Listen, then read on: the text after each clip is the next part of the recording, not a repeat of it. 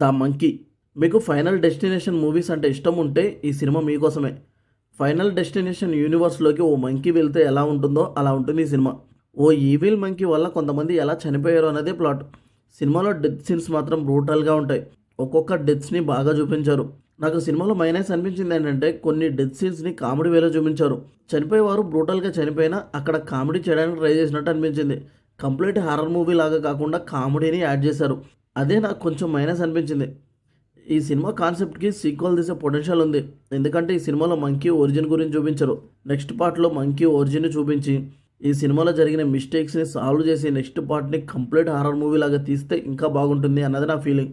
ఓవరాల్‌గా సినిమా మాత్రం time పాస్‌గా brutal killing సీన్స్‌తో మిమ్మల్ని ఇంప్రెస్ చేస్తుంది.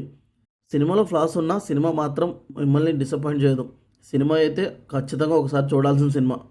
మీలో ఎవరైనా ఈ సినిమా గనుక ముందే చూసుంటే మీకెలా అనిపించిందో కూడా కామెంట్ చేయండి. ఈ రివ్యూ నచ్చితే లైక్ చేయండి. Thank you for watching.